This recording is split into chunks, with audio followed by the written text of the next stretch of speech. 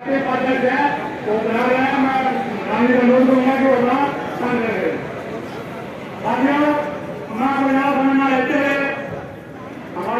National secretary Devraj जी आए हुए हैं, नारायण जी है, सुरेश जी है, हमारे जी आए हुए हैं। वो सभी सरकार डालेंगे क्योंकि हम तो बात करने लग जाएंगे तो टाइम हो जाएगी, बातें खत्म नहीं होंगी। और मैं इतना ही आपसे अनुरोध करूंगा, हाथ जोड़ के निवेदन करूंगा कि इन वरिष्ठ कर्मचारियों का, वरिष्ठ अधिकारियों का, दुष्टों का वहाँ जाना बंद करो। कंपनी के निजाम के सारे कर्मचारी लगेंगे और आप लोगों को चाय नहीं दोगे। आप मात्र ट्रांसफर के लिए, लालच के लिए, इनके लिए लोगों का समर्थन करता हो, आप इनका समर्थन करना बंद कर दीजिए। आपके कार्यक्रम में कोई आदमी फैसला नहीं होगा कि हम आपसे वादा करते हैं।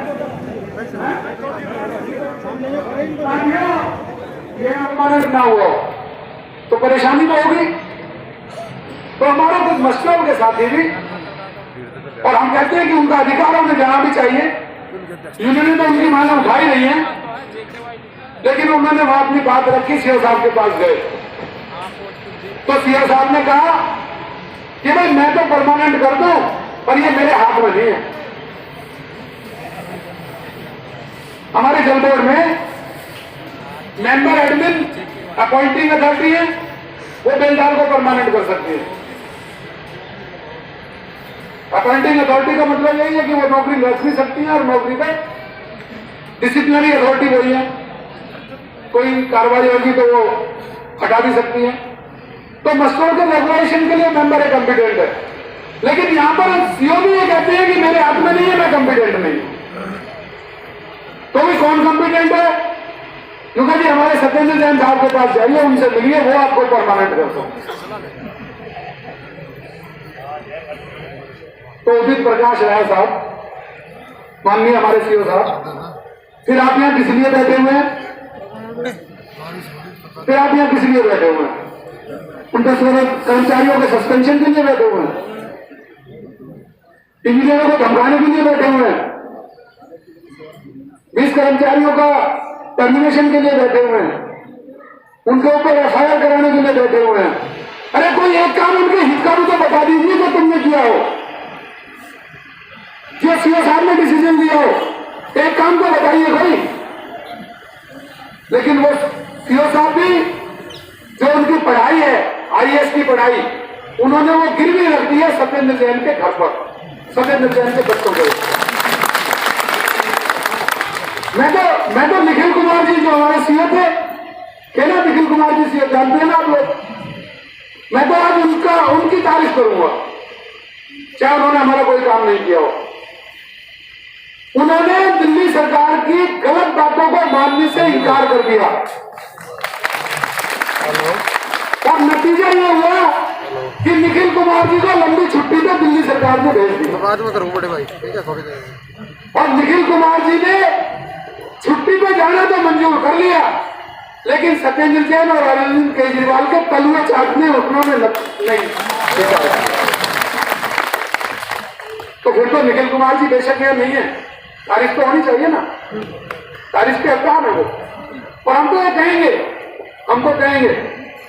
हमने ये देखा है कि हमारे मेंबर वाटर, इनको कम से कम इतनी तो समझ आने आनी चाहिए कि दिल्ली जल बोर्ड का कर्मचारी है सहन करने वाला नहीं। इस तरह का व्यवहार करोगे नहीं करेंगे। दिल्ली जल बोर्ड में जो भी मीटर रीडर है, मीटर रीडर की पोस्ट है वो एलडीसी की पोस्ट है, मीटर रीडर की जो पोस्ट है वो एलडीसी की पोस्ट है। और हमारे जल बोर्ड में रेवेन्यू डिपार्टमेंट में एक भी एलडीसी नहीं है। जो भी मीटर रीडिंग कर रहे हैं या तो एएमआर कंपनियों में या बेलदार, एएमआर कंपनियों या बेलदार, ये राउंड तो हम चला रहे हैं। हम एकदम से तो काम बंद हमने नहीं किया, लेकिन अगर इनका रवैया ये रहा, अगर जल बोर्ड के अधिकारियों ने, दिल्ली की सरकार ने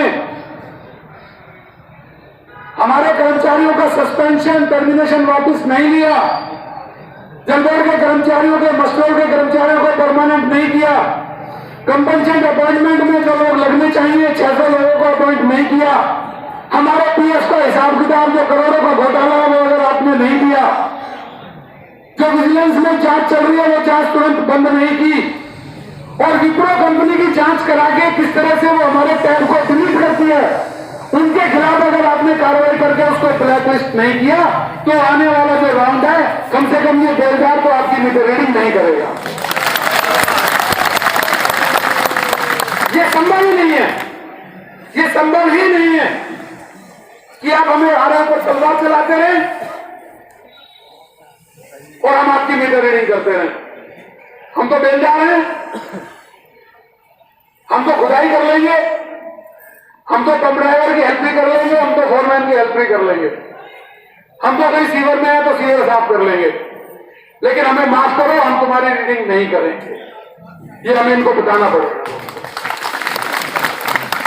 ये हमारे जो पियोन है, एएमआर है, उनको ये कहना पड़ेगा कि राय साहब हम तो आपका चपरासी रहेंगे, पियोन है, पियोन का काम करेंगे, आपकी घंटी सुनेंगे, आपको पानी पिलाएंगे, आपकी मैच साफ करेंगे, लेकिन हम रीडिंग नहीं करेंगे।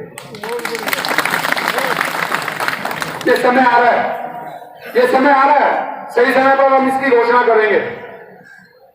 हो सकता है कि समय आएगा, हम इसको बीच में राउंड को नहीं रोकना चाह रहे हैं, लेकिन ये राउंड 31 जनवरी को शायद पूरा हो जाएगा। 31 जनवरी को होगा ना, और 31 जनवरी से पहले साल के बाद मस्टर्ड कर्मचारियों को परमानेंट कर चुके हैं, आप मुझे उनको परमानेंट करने से क्यों रोक रहे हो?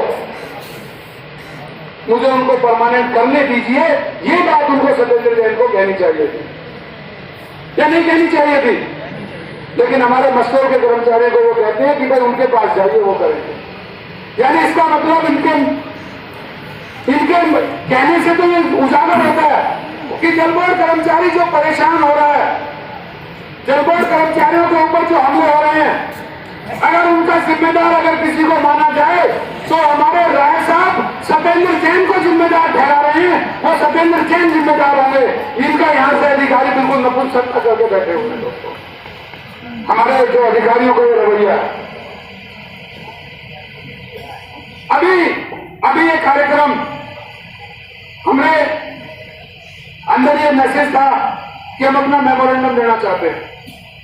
मेमोरेंडम हमने बनाया है, हमने लिखा है, और हमने उसमें वो सारी चीजें लिखी हैं कि सस्पेंशन वापिस हो, टर्मिनेशन वापिस हो।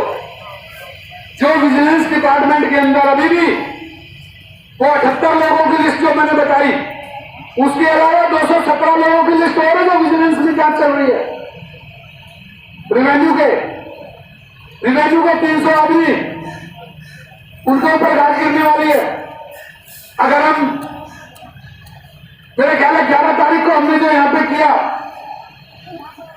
जो अपने आप कर्मचारी आए जो, और आज जो हमने ऐलान किया कि हम अरुणाचल का घेराव करेंगे, मेंबर साहब ने एक बात तो कही है, जेपी अग्रवाल जी ने, कि मैं आपको एक विश्वास दे सकता हूं कि मैं किसी भी कर्मचारी के साथ अन्याय नहीं होने दूंगा। एक लाइन तो उन्होंने ये कही है, लेकिन वो राय साहब का और सत्येंद्र जैन का कितना दबाव सहन कर पाएंगे ये समय बताएगा, ये वक्त बताएगा कि वो कितना दबाव सहन कर पाएंगे। लेकिन अभी जो हालात हैं दोस्तों, इन हालातों में 10 हमारे सस्पेंड हो गए, 78 की लिस्ट एक है, 78 और 10 88, और 217 की लिस्ट एक है जो विजिलेंस में जांच कर रही है। लगभग 300 से ज्यादा कर्मचारियों की लिस्ट है, और वो 300 के 300 कर्मचारी रेवेन्यू के हैं।